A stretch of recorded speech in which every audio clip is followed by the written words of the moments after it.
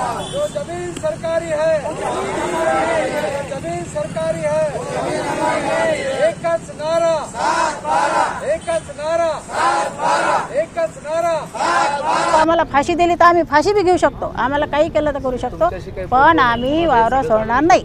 सरपंचाची का जमीन आहे का ग्रामशक्ती जमीन आहे, कोणाचीच नाही जमीन, जमीन सरकारची आहे। सरकारची जमीन आहे म्हणून आम्ही काढून राहिलो, खाऊन राहिलो का? कोणाची आम्ही हक्काची जमीन घेतली, कोणाची खरेदीची घेतली का? कोणाचा आम्ही चोऱ्या केल्या काय? कोणाचे डाके पाडले? आम्ही जमीन पडीत होती, काढली, खाऊन राहिलो, पेरून राहिलो, मग त्याच्यातही आम्हाला धमके देऊन राहिले।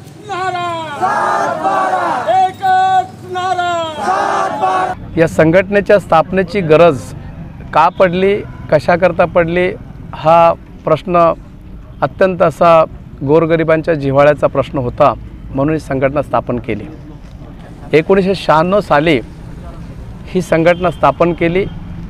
त्या संघटना स्थापनेपूर्वीच्या मागे दोन महत्त्वाचे हेतू असे होते की कर्मवीर दादासाहेब गायकवाडांचा जो उर्वरित जो प्रश्न बाकी होता, त्या प्रश्नाबाबत कसेल त्याची जमीन, राहील त्याचं घर आणि नसेल त्याचं काय, हा जो विषय होता, हा विषय दादासाहेबांनंतरचा विषय हा आंबेडकरी चळवळीतल्या रिपब्लिकन पक्षाच्या वतीनं सुरुवात केला गेला, परंतु त्याचा शेवट हा पूर्णतः होऊ शकला नाही। रिपब्लिकन पक्षामध्ये दलित मुक्ती सेनेमध्ये असताना या ठिकाणी भूमिहीनांच्या या भूमी हक्कासाठी त्यांना जमिनीचे पट्टे मिळाले पाहिजे, यासाठी प्रथमतः भूमी मुक्ती आंदोलन हे आंबेडकरी चळवळीच्या निमित्तानं सुरू झालं। या आंदोलनाचा पहिला टप्पा 150 लोकांपासून सुरू झाला। भूमी मुक्ती आंदोलनाचा प्रथम टप्पा 1989चा पहिला टप्पा, 91चा दुसरा टप्पा आणि 93चा हा तिसरा टप्पा। या 3 टप्प्यामधल्या या आंदोलनामध्ये जिल्ह्यामधल्या 4890 लोकांना महसूल जमिनीचे पट्टे वाटप करण्यात आले। 4890 लोकांना मिळालेले पट्टे, परंतु त्याच काळामध्ये जिल्ह्यामध्ये 5000 लोकांना न्याय मिळाला नाही। 96 साली पुन्हा भूमिमुक्ती आंदोलनाचा भूमिमुक्ती मोर्चा उभा केला आणि भूमिमुक्ती मोर्चाचा आंदोलन हे परत या ठिकाणी तेही या ठिकाणी आंदोलन फक्त मर्यादित बुलढाणा जिल्ह्यापुरतं झालं। ग्रामधारकांना जमिनी कायम पट्टे मिळालेच पाहिजे। भूमिमुक्ती मोर्चा जिंदाबाद, जिंदाबाद, जिंदाबाद। 84,000 लोकांना महाराष्ट्रामध्ये पट्टे मिळाले, परंतु 1.5 लाख लोक बाकी होते, त्यांच्यासाठी हा लढा थांबवता आला नाही। मुंबईच्या आझाद मैदानावर 2002-03 साली या ठिकाणी 10 ते 11,000 लोकांचा मोर्चा आझाद मैदानावर नेला आणि आदिवासी वनहक्क कायदा व पारंपरिक वननिवासी कायदा तयार झाला।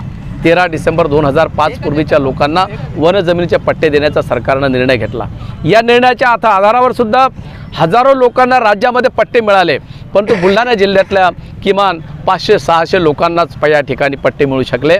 अनेक लोक अजूनपर्यंत आपल्या सातपुड्या भागातल्या अनेक आदिवासींना काही लोकांना पट्टे मिळाले, पण काही लोक अजूनपर्यंत तसेच बाकी आहेत। भूमिमुक्ती मोर्चा जिंदाबाद, जिंदाबाद, जिंदाबाद। बहुजन मुक्ती मोर्चा जिंदाबाद, जिंदाबाद, जिंदाबाद। अशा अनेक ज्या काही जाचक ज्या अटी आहेत की ज्या आदिवासी वनहक्क कायद्यामध्ये वन विभागाला कोणताही हस्तक्षेप करता येत नाही। एकीकडे आमच्या शेतकऱ्यांच्या, आमच्या भूमिहीनांनी, अतिक्रमणधारकाच्या आत्महत्या झाल्या, चितोड्याच्या विलास तिडकेनं आपल्या जागेचा पट्टा मिळावा यासाठी आत्महत्या केली, अजूनपर्यंत कोणत्या सरकारनं एक तीव्र स्वरूपाचा आंदोलनाचा एक दिशा ठरवण्याच्या दिशेने आमचा प्रयत्न सुरू आहे।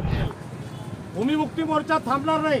भूमिमुक्ती मोर्चा सोबत असलेली नॉन पॉलिटिकल संघटना आहे, अराजकीय संघटना आहे। अराजकीय संघटनेमध्ये सगळ्याच विचाराचे, सगळे गोर गरीब, दलित, शोषित, पीडित, मुस्लिम, आदिवासी या सर्वांना न्याय हक्क मिळाला पाहिजे। सुनगामधील भाग 1 गट क्रमांक 133 या 1 लाख जमिनीवर 1990 सालापासून अतिक्रमण करून ती जमीन आज रोजी माझी वहीत आहे। अनेक लोकांचे जे असे पुरावे आहेत की जे 1990 पूर्वीचे आहेत, परंतु हे पुरावे आजही अनेक प्रकारच्या मोठ्या जाचक अटीवाटीमध्ये अडून पडलेले आहेत। या लोकांना हे काल परवाचे तरुण आहेत, आज म्हाताऱ्या अवस्थेमध्ये आहेत। हे उद्या परवा ज्यांचं स्वप्न होतं की आपल्या मुलांना, आपल्या येणाऱ्या पिढीला त्यांच्या जगण्याचं साधन मिळेल, हा त्यांचा जो दृष्टिकोन होता, आज तो वैफल्यग्रस्त अवस्थेत असलेला हा जो आमचा अतिक्रमणधारक आहे, या अतिक्रमणधारकांची आवाज, ही आर्त आवाज सरकार घेईल अशी माझी अपेक्षा आहे।